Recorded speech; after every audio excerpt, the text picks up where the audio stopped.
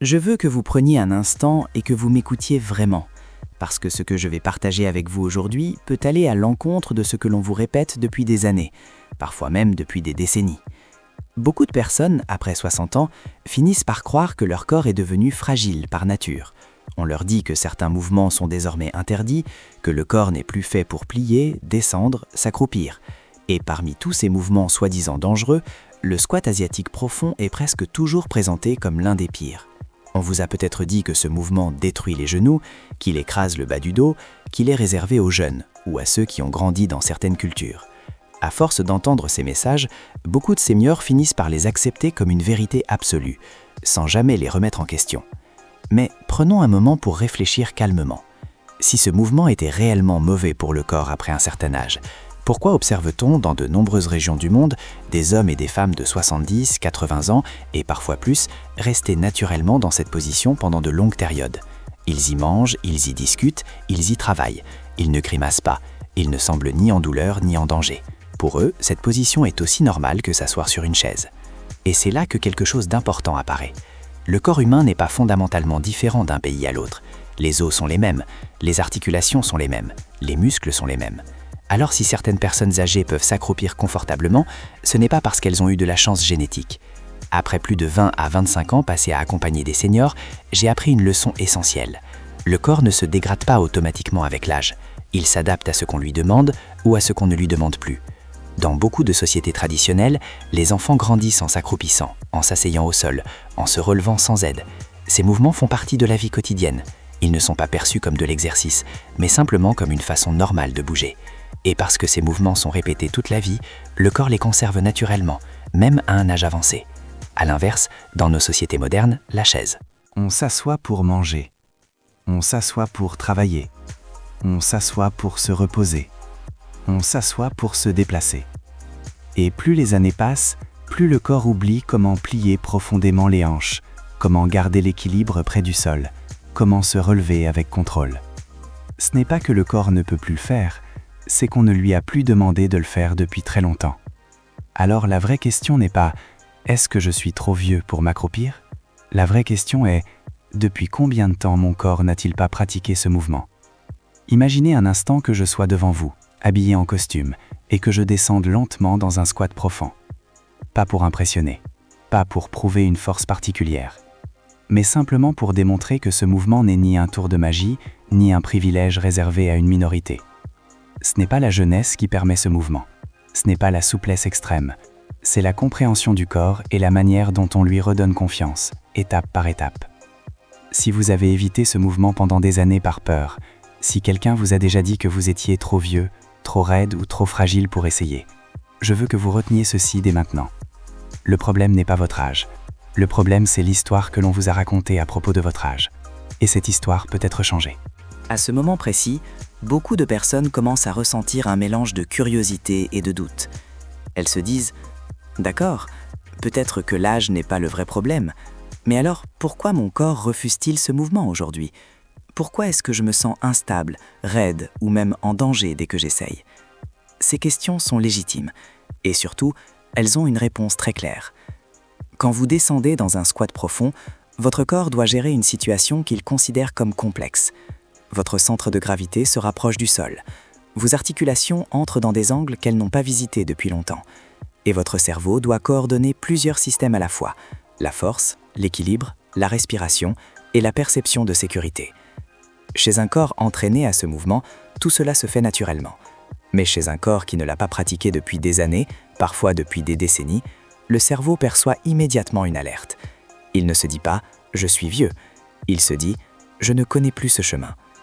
Et quand le cerveau ne reconnaît pas un chemin, il enclenche un mécanisme de protection. C'est à ce moment-là que vous sentez votre poids basculer vers l'arrière, que vos talons veulent se décoller du sol, que vos cuisses brûlent très vite, que votre respiration devient courte et que votre instinct vous pousse à chercher une chaise, un mur ou à vous relever immédiatement.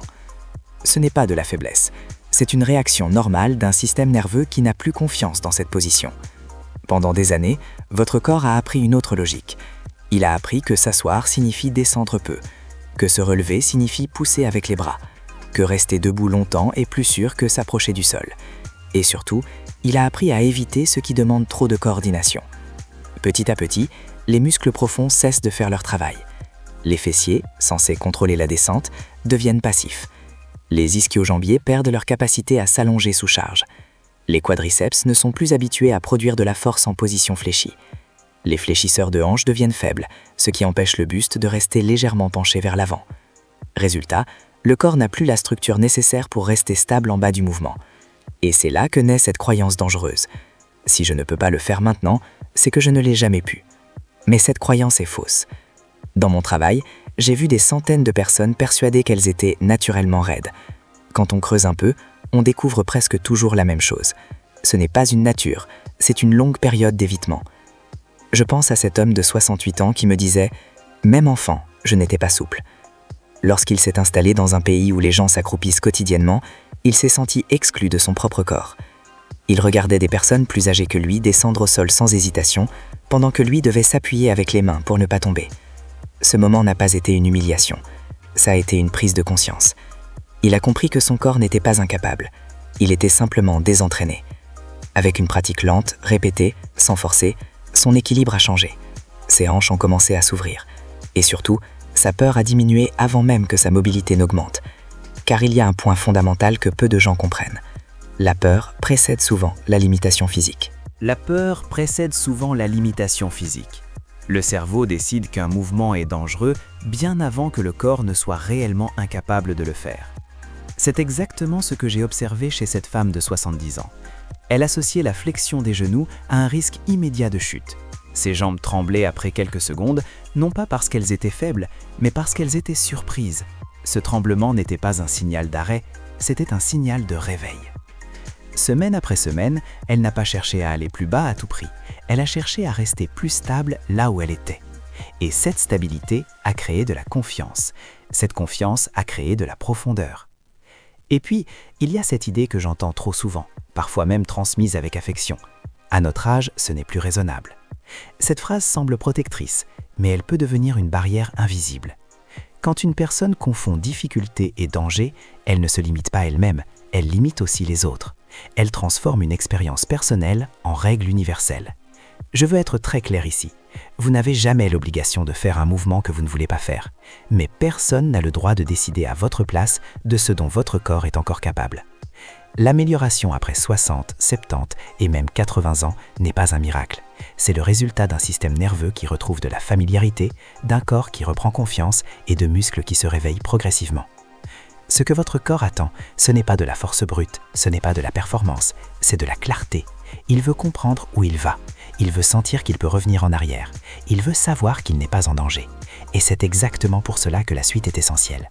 Parce que maintenant que vous comprenez pourquoi ce mouvement semble si difficile, vous êtes prêt à découvrir comment le reconstruire intelligemment, sans douleur, sans peur et surtout sans forcer. Vous vous arrêtez.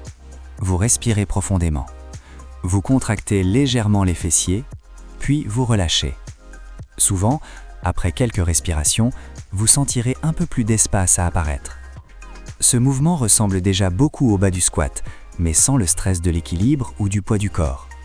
C'est un moyen extrêmement efficace d'apprendre au cerveau que cette position n'est pas une menace. Une fois que le corps commence à reconnaître ces positions, le renforcement devient possible.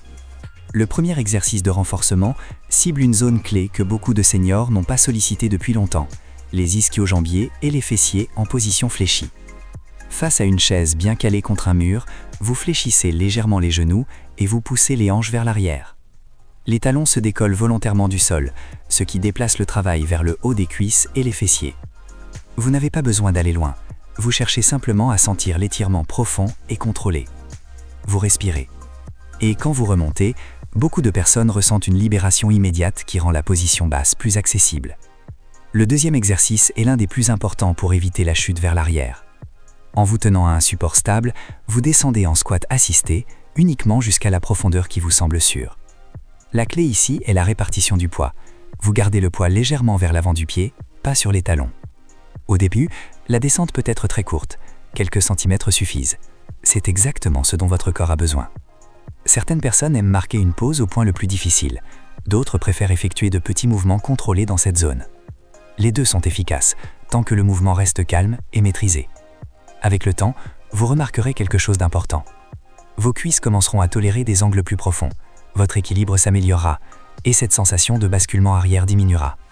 Le troisième exercice travaille un muscle souvent négligé, mais absolument essentiel, les fléchisseurs de hanches.